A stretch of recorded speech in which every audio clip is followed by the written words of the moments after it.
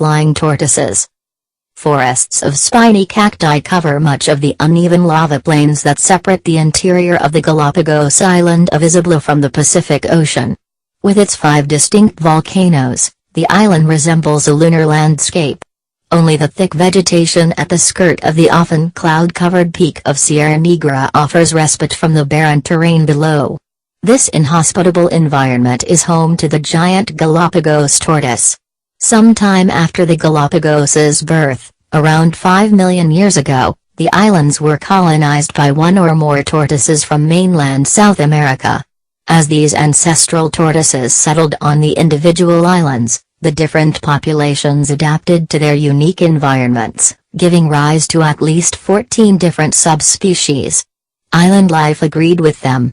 In the absence of significant predators, they grew to become the largest and longest living tortoises on the planet, weighing more than 400 kilograms, occasionally exceeding 1,8 meters in length and living for more than a century. Before human arrival, the archipelago's tortoises numbered in the hundreds of thousands. From the 17th century onwards, pirates took a few on board for food, but the arrival of whaling ships in the 1790s saw this exploitation grow exponentially. Relatively immobile and capable of surviving for months without food or water, the tortoises were taken on board these ships to act as food supplies during long ocean passages. Sometimes, their bodies were processed into high-grade oil. In total, an estimated 200,000 animals were taken from the archipelago before the 20th century. This historical exploitation was then exacerbated when settlers came to the islands. They hunted the tortoises and destroyed their habitat to clear land for agriculture. They also introduced alien species, ranging from cattle, pigs, goats, rats and dogs to plants and ants, that either prey on the eggs and young tortoises or damage or destroy their habitat. Today, only 11 of the original subspecies survive, and of these, several are highly endangered. In 1989, work began on a tortoise breeding center just outside the town of Puerto Villamil on Isabela, dedicated to protecting the island's tortoise populations. The center's captive breeding program proved to be extremely successful, and it eventually had to deal with an overpopulation problem. The problem was also a pressing one. Captive-bred tortoises can't be reintroduced into the wild until they're at least 5 years old and weigh at least 4,5 kilograms, at which point their size and weight, and their hardened shells, are sufficient to protect them from predators. But if people wait too long after that point, the tortoises eventually become too large to transport. For years, repatriation efforts were carried out in small numbers, with the tortoises carried on the backs of men over weeks of long, treacherous hikes along narrow trails. But in November 2010, the environmentalist and Galapagos National Park liaison officer Godfrey Merlin, a visiting private motor yacht captain and a helicopter pilot gathered around a table in a small cafe in Puerto Oaxaca on the island of Santa Cruz to work out more ambitious reintroduction. The aim was to use a helicopter to move 300 of the breeding center's tortoises to various locations close to Sierra Negra. This unprecedented effort was made possible by the owners of the 67-meter yacht White Cloud, who provided the Galapagos National Park with free use of their helicopter and its experienced pilot, as well as the logistical support of the yacht, its captain and crew. Originally an air ambulance, the yacht's helicopter has a rear double door and a large internal space that's well suited for cargo, so a custom crate was designed to hold up to 33 tortoises with a total weight of about 150 kilograms.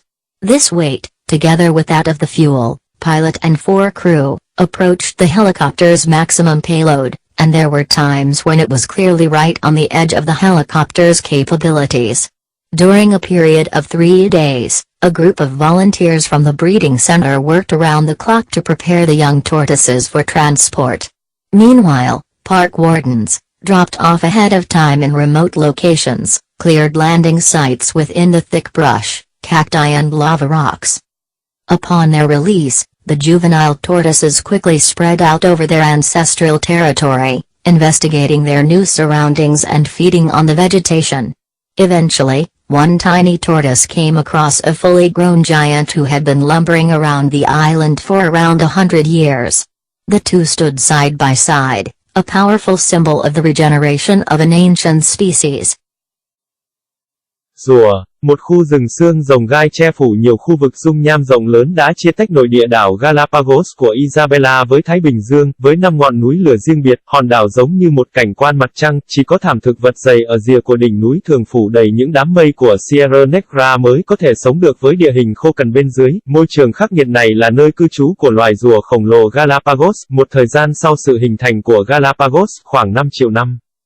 Trước đây, các hòn đảo đã trở thành nơi sinh sống nhiều loài rùa từ đất liền Nam Mỹ. Khi những con rùa tổ tiên này định cư trên từng hòn đảo, chúng thích nghi với môi trường ở đây, dẫn đến sự phát triển của ít nhất 14 phân loài khác nhau. Sự sống trên đảo rất thuận lợi cho sự phát triển của chúng, vì không có loài động vật săn mồi nào, chúng trở thành những con rùa lớn nhất và sống lâu nhất trên hành tinh. Cân nặng của chúng hơn 400 kg, thỉnh thoảng chiều dài vượt quá 1,8 mét và sống hơn một thế kỷ trước khi con người đến. Số lượng rùa trên quần đảo lên đến hàng trăm hàng nghìn con. Từ thế kỷ 17 trở đi, cướp biển đã bắt rùa lên tàu để làm thức ăn, nhưng vào những năm 1790, những con tàu săn cá voi còn bắt nhiều rùa hơn nữa, vì rùa gần như chỉ nằm yên một chỗ và có khả năng tồn tại trong nhiều tháng mà không có thức ăn hoặc nước. Chúng được đưa lên tàu để làm nguồn cung cấp lương thực trong những chuyến đi biển dài. Đôi khi, rùa được dùng để chế biến thành dầu cao cấp. Tổng cộng đã có khoảng 200.000 rùa bị bắt ra khỏi quần đảo này trước thế kỷ 20, việc khai thác này sau đó càng trầm trọng thêm khi những người định cư đã đến đảo, họ săn rùa và phá hủy môi trường sống của chúng để có đất trống cho nông nghiệp. Họ cũng mang đến nhiều loài động vật ngoại lai từ gia súc, lợn, dê, chuột và chó cho đến các loại cây cối và kiến. Những loài này ăn trứng và rùa con hoặc phá hủy môi trường sống của loài rùa. Ngày nay, chỉ còn 11 trong số các phân loài ban đầu tồn tại và trong số này,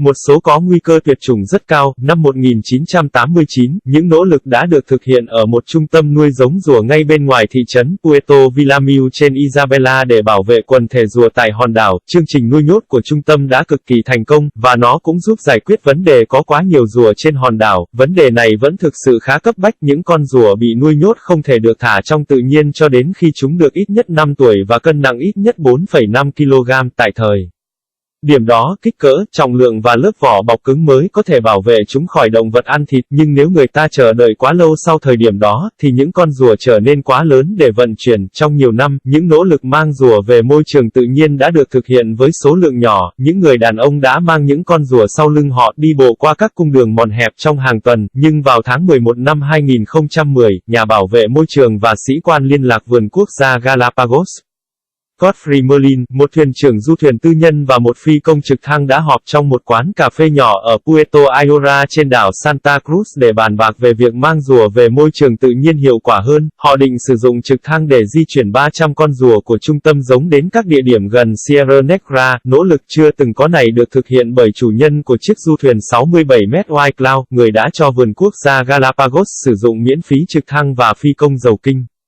nghiệm của họ, cũng như hỗ trợ hậu cần cho du thuyền. Đội trưởng và thủy thủ đoàn, ban đầu là một chiếc xe cứu thương không quân. Trực thăng của du thuyền có một cửa đôi phía sau và một không gian bên trong rộng rãi phù hợp với hàng hóa. Một thùng tùy chỉnh đã được thiết kế để chứa 33 con rùa với tổng trọng lượng khoảng 150 kg. Trọng lượng này cùng với lượng nhiên liệu, phi công và 4 phi hành đoàn đã gần bằng trọng tải tối đa của máy bay trực thăng, và có những lúc trọng tải đã ở ngay ngưỡng tối đa của máy bay trực thăng. Trong thời gian 3 ngày, một nhóm tình nguyện viên từ trung tâm giống đã làm việc suốt cả ngày đêm để chuẩn bị vận chuyển những chú rùa con. Trong khi đó, những người bảo vệ công viên đã đến trước ở các khu đất trống bên trong bụi cây dày, xương rồng và đá dung nham. Khi được phóng thích, những chú rùa con nhanh chóng tràn ra khỏi lãnh thổ của tổ tiên chúng, khám phá môi trường mới xung quanh chúng và tìm thức ăn ở thảm thực vật. Cuối cùng, một con rùa nhỏ đã gặp một con rùa khổng lồ đã sống trên hòn đảo này khoảng 100 năm. Hai con rùa đứng bên cạnh nhau, một biểu tượng mạnh mẽ của sự tái sinh của một loài động vật cổ. The intersection of health sciences and geography. While many diseases that affect humans have been eradicated due to improvements in vaccinations and the availability of healthcare, there are still areas around the world where certain health issues are more prevalent. In a world that is far more globalized than ever before, people come into contact with one another through travel and living closer and closer to each other. As a result, superviruses and other infections resistant to antibiotics are becoming more and more common. Geography can often play a very large role in the health concerns of certain populations. For instance, depending on where you live, you will not have the same health concerns as someone who lives in a different geographical region. Perhaps one of the most obvious examples of this idea is malaria-prone areas, which are usually tropical regions that foster a warm and damp environment in which the mosquitoes that can give people this disease can grow. Malaria is much less of a problem in high-altitude deserts, for instance. In some countries, geographical factors influence the health and well-being of the population in very obvious ways. In many large cities, the wind is not strong enough to clear the air of the massive amounts of smog and pollution that cause asthma, lung problems, eyesight issues and more in the people who live there. Part of the problem is, of course, the massive number of cars being driven, in addition to factories that run on coal power. The rapid industrialization of some countries in recent years has also led to the cutting down of forests to allow for the expansion of big cities, which makes it even harder to fight the pollution with the fresh air that is produced by plants. It is in situations like these that the field of health geography comes into its own. It is an increasingly important area of study in a world where diseases like polio are re-emerging, respiratory diseases continue to spread, and malaria-prone areas are still fighting to find a better cure. Health geography is the combination of, on the one hand, knowledge regarding geography and methods used to analyze and interpret geographical information, and on the other, the study of health, diseases and healthcare practices around the world. The aim of this hybrid science is to create solutions for common geography-based health problems. While people will always be prone to illness, the study of how geography affects our health could lead to the eradication of certain illnesses, and the prevention of others in the future. By understanding why and how we get sick, we can change the way we treat illness and disease specific to certain geographical locations. The geography of disease and ill health analyzes the frequency with which certain diseases appear in different parts of the world, and overlays the data with the geography of the region, to see if there could be a correlation between the two. Health geographers also study factors that could make certain individuals or a population more likely to be taken ill with a specific health concern or disease, as compared with the population of another area. Health geographers in this field are usually trained as healthcare workers, and have an understanding of basic epidemiology as it relates to the spread of diseases among the population. Researchers study the interactions between humans and their environment that could lead to illness, such as asthma in places with high levels of pollution, and work to create a clear way of categorizing illnesses, diseases and epidemics into local and global scales. Health geographers can map the spread of illnesses and attempt to identify the reasons behind an increase or decrease in illnesses, as they work to find a way to halt the further spread or reemergence of diseases in vulnerable populations. The second subcategory of health geography is the geography of healthcare provision. This group studies the availability, of lack thereof, of healthcare resources to individuals and populations around the world. In both developed and developing nations there is often a very large discrepancy between the options available to people in different social classes, income brackets, and levels of education. Individuals working in the area of the geography of healthcare provision attempt to assess the levels of healthcare in the area. For instance, it may be very difficult for people to get medical attention because there is a mountain between their village and the nearest hospital. These researchers are on the front line of making recommendations regarding policy to international organizations, local government bodies and others. The field of health geography is often overlooked, but it constitutes a huge area of need in the fields of geography and healthcare. If we can understand how geography affects our health no matter where in the world we are located, we can better treat disease, prevent illness, and keep people safe and well. Tương tác của khoa học sức khỏe và địa lý. Trong khi nhiều bệnh ảnh hưởng đến con người đã được loại trừ nhờ những cải tiến trong vaccine và chăm sóc sức khỏe thì vẫn còn có những khu vực trên thế giới, một số bệnh tật còn trở nên phổ biến hơn. Trong một thế giới toàn cầu hóa, người ta tiếp xúc với nhau thông qua du lịch và sống ngày càng gần nhau hơn. Kết quả là càng có nhiều siêu virus và các bệnh truyền nhiễm khác có khả năng chống lại sức đề kháng của con người. Địa lý là một trong những lý do quyết định việc con người quan tâm đến Yếu tố sức khỏe nào, ví dụ tùy thuộc vào nơi bạn sống, bạn sẽ có mối quan tâm về sức khỏe khác nhau, có lẽ một trong những ví dụ rõ ràng nhất là các khu vực dễ bị sốt rét thường là các vùng nhiệt đới ấm áp và ẩm ướt nơi mà muỗi gây bệnh cho người có thể phát triển. Tuy nhiên, ở các sa mạc có độ cao lớn, người ta chẳng mấy khi phải quan tâm đến bệnh sốt rét. Tại một số quốc gia, các yếu tố địa lý ảnh hưởng đến sức khỏe và phúc lợi của người dân rất rõ ràng. Ở nhiều thành phố lớn, gió không đủ mạnh nên trong không khí thường có rất nhiều khói và ô nhiễm, gây ra hen suyễn, các vấn đề về phổi, các vấn đề về mắt và nhiều các vấn đề khác cho những người sống ở đó. Tất nhiên, vấn đề này còn do việc sử dụng khá nhiều xe ô tô hay nhà máy đốt than đá. Sự công nghiệp hóa nhanh chóng của một số quốc gia trong những năm gần đây cũng đã dẫn đến việc chặt phá rừng nhằm mở rộng những thành phố lớn, khiến cho việc xử lý ô nhiễm bằng cây xanh càng trở nên khó khăn hơn. Trong những tình huống trên, lĩnh vực địa lý y tế đóng vai trò quan trọng, nó càng quan trọng hơn khi trên thế giới các bệnh như bại liệt đang tái xuất hiện, các bệnh về đường hô hấp tiếp tục lan rộng và các khu vực dễ bị sốt rét vẫn đang chiến đấu để tìm ra phương pháp chữa bệnh tốt hơn. Một mặt, địa lý y tế là sự kết hợp của kiến thức về địa lý và các phương pháp được sử dụng để phân tích và giải thích thông tin địa lý. Mặt khác, địa lý y tế nghiên cứu về sức khỏe, bệnh tật và thực hành chăm sóc sức khỏe trên khắp thế giới. Mục đích của ngành nghiên cứu này là tạo ra các giải pháp cho các vấn đề sức khỏe ở các khu vực địa lý. Nghiên cứu về ảnh hưởng của địa lý đến sức khỏe của chúng ta có thể dẫn tới việc loại trừ một số căn bệnh và phòng ngừa những bệnh khác trong tương lai. Bằng cách hiểu tại sao và như thế nào chúng ta bị bệnh, chúng ta có thể thay đổi cách chống lại bệnh tật tại một số vị trí địa lý nhất định. Địa lý y tế phân tích tần suất xuất hiện của một số căn bệnh ở các vùng địa lý để tìm mối tương quan giữa địa lý và y tế. Các nhà địa lý y tế cũng nghiên cứu các nguyên nhân khiến chúng ta bị một căn bệnh cụ thể, so sánh những nguyên nhân này với các vùng địa lý khác. Các nhà địa lý y tế thường được đào tạo như nhân viên chăm sóc sức khỏe và có hiểu biết về dịch tễ học vì nó liên quan đến sự lây lan của dịch bệnh. Các nhà nghiên cứu tìm ra sự tương tác giữa con người và môi trường gây bệnh như hen ở những nơi có mức độ ô nhiễm cao và tìm cách phân loại bệnh tật và dịch bệnh thường chỉ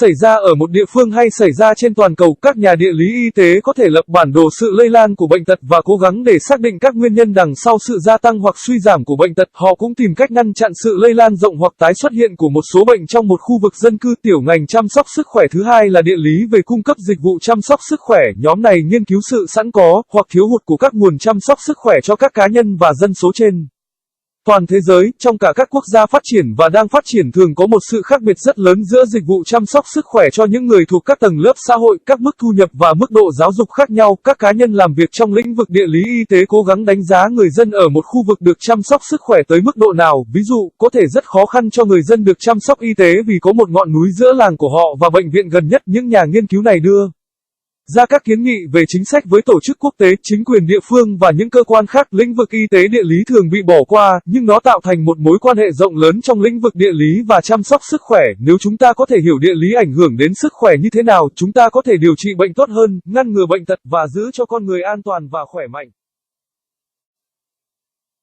Music and the emotions. Why does music make us feel? On the one hand, music is a purely abstract art form, devoid of language or explicit ideas. And yet, even though music says little, it still manages to touch us deeply. When listening to our favorite songs, our body betrays all the symptoms of emotional arousal. The pupils in our eyes dilate, our pulse and blood pressure rise, the electrical conductance of our skin is lowered, and the cerebellum, a brain region associated with bodily movement, becomes strangely active. Blood is even redirected to the muscles in our legs. In other words, sound stirs us at our biological roots. A recent paper in Neuroscience by a research team in Montreal, Canada, marks an important step in revealing the precise underpinnings of the potent pleasurable stimulus that is music. Although the study involves plenty of fancy technology, including functional magnetic resonance imaging, fMRI, and ligand-based positron emission tomography, PET, scanning, the experiment itself was rather straightforward. After screening 217 individuals who responded to advertisements requesting people who experienced chills to instrumental music, the scientists narrowed down the subject pool to 10. They then asked the subjects to bring in their playlist of favorite songs, virtually every genre was represented, from techno to tango, and play them the music while their brain activity was monitored. Because the scientists were combining methodologies, PET and fMRI, they were able to obtain an impressively exact and detailed portrait of music in the brain. The first thing they discovered is that music triggers the production of dopamine, a chemical with a key role in setting people's moods, by the neurons, nerve cells, in both the dorsal and ventral regions of the brain. As these two regions have long been linked with the experience of pleasure, this finding isn't particularly surprising. What is rather more significant is the finding that the dopamine neurons in the caudate, a region of the brain involved in learning stimulus response associations, and in anticipating food and other reward stimuli, were at their most active around 15 seconds before the participants' favorite moments in the music. The researchers call this the anticipatory phase and argue that the purpose of this activity is to help us predict the arrival of our favorite part. The question, of course, is what all these dopamine neurons are up to. Why are they so active in the period preceding the acoustic climax? After all, we typically associate surges of dopamine with pleasure, with the processing of actual rewards. And yet, this cluster of cells is most active when the chills have yet to arrive, when the melodic pattern is still unresolved. One way to answer the question is to look at the music and not the neurons. While music can often seem, at least to the outsider, like a labyrinth of intricate patterns, it turns out that the most important part of every song or symphony is when the patterns break down, when the sound becomes unpredictable. If the music is too obvious, it is annoyingly boring, like an alarm clock. Numerous studies, after all, have demonstrated that dopamine neurons quickly adapt to predictable rewards. If we know what's going to happen next, then we don't get excited. This is why composers often introduce a keynote in the beginning of a song, spend most of the rest of the piece in the studious avoidance of the pattern, and then finally repeat it only at the end. The longer we are denied the pattern we expect, the greater the emotional release when the pattern returns, safe and sound. To demonstrate this psychological principle, the musicologist Leonard Meyer, in his classic book Emotion and Meaning in Music, 1956, analyzed the fifth movement of Beethoven's String Quartet in C-sharp minor, Opus 131.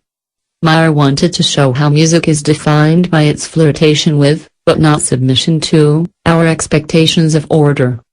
Meyer dissected 50 measures, bars, of the masterpiece, showing how Beethoven begins with a clear statement of a rhythmic and harmonic pattern and then, in an ingenious tonal dance, carefully holds off repeating it.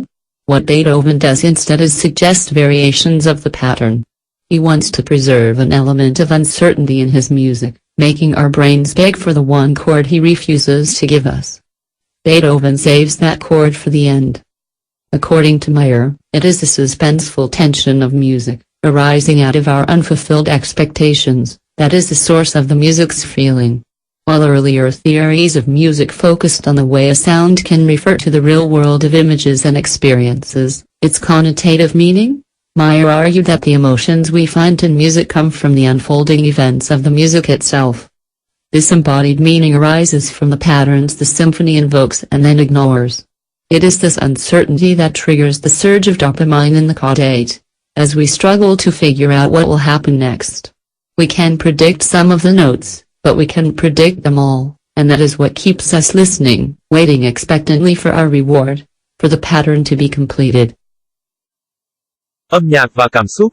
Tại sao âm nhạc khiến chúng ta thay đổi cảm xúc? Một mặt, âm nhạc là một hình thức nghệ thuật trừu tượng tinh khiết, không có ngôn ngữ hoặc ý tưởng rõ ràng. Tuy nhiên, mặc dù âm nhạc diễn đạt ít nhưng nó vẫn có thể chạm đến cảm xúc chúng ta một cách sâu sắc. Khi nghe các bài hát yêu thích, cơ thể chúng ta biểu hiện sự hưng phấn, đồng tử trong mắt chúng ta giãn ra, mạch và huyết áp tăng lên, sự dẫn điện của da bị hạ xuống, và tiểu não, một vùng não kết hợp với chuyển động cơ thể, trở nên năng động một cách kỳ lạ, máu thậm chí còn chuyển hướng đến cơ bắp ở chân chúng ta, nói cách khác âm thanh khuấy động mọi phần trên cơ thể chúng ta. Một bài báo gần đây của Neuroscience thực hiện bởi một nhóm nghiên cứu tại Montreal, Canada, đánh dấu một bước quan trọng trong việc bác bỏ suy nghĩ rằng âm nhạc làm ta phấn khích. Mặc dù nghiên cứu này được thực hiện với nhiều kỹ thuật tân tiến, bao gồm chụp cộng hưởng từ fMRI và chụp cắt lớp phóng xạ positron dựa trên ligand PET, cách tổ chức thí Nghiệm đều rất đơn giản, sau khi chọn ra 217 người đăng ký trải nghiệm tận hưởng các nhạc cụ âm nhạc, các nhà khoa học đã thu hẹp phạm vi đối tượng xuống còn 10 người, sau đó, họ yêu cầu các đối tượng đưa danh sách các bài hát ưa thích của mình. Danh sách này rất đa dạng, từ techno đến tango và chơi nhạc, và đồng thời theo dõi hoạt động não bộ của họ, bởi vì các nhà khoa học đã kết hợp các phương pháp PET và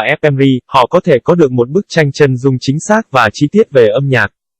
Trong não bộ, điều đầu tiên họ khám phá ra đó là âm nhạc kích thích sự sản xuất dopamine, một chất hóa học có vai trò chính trong việc tạo ra tâm trạng của con người bởi các tế bào thần kinh. Các tế bào thần kinh ở cả hai vùng lưng và mặt bụng của não, vì hai khu vực này từ lâu đã có liên quan với niềm vui nên phát hiện này không làm mọi người ngạc nhiên. Điều có ý nghĩa hơn từ nghiên cứu này đó là việc phát hiện các tế bào thần kinh dopamine ở đuôi não, một khu vực của não tiếp nhận các phản ứng kích thích và dự đoán thức ăn và tác nhân kích thích khác hoạt động mạnh nhất 15 giây trước khi nghe những khoảnh khắc hay nhất trong một bài hát. Các nhà nghiên cứu gọi đây là giai đoạn dự đoán trước và lập luận rằng mục đích của hoạt động này là để giúp chúng ta tiên đoán sự xuất hiện của phần yêu thích nhất trong bài hát. Câu hỏi đặt ra là tất cả các neuron dopamine này có ý nghĩa gì, tại sao chúng lại phản ứng mạnh trong giai đoạn ngay trước đoạn âm thanh ưa thích như vậy là dopamine tăng lên khi niềm vui xuất hiện. Tuy nhiên, cụm tế bào này hoạt động tích cực nhất khi những khúc nhạc tuyệt vời nhất vẫn chưa đến. Một cách để trả lời câu hỏi này là chú ý vào âm nhạc chứ không phải các neuron, trong khi âm nhạc giống như một mê cung các giai điệu phức tạp. Phần quan trọng nhất của mỗi bài hát hoặc giao hưởng là khi các giai điệu vỡ ra, khi âm thanh trở nên không thể đoán trước. Nếu giai điệu quá rõ ràng, nó trở nên nhàm chán, giống như một cái đồng hồ báo thức vậy.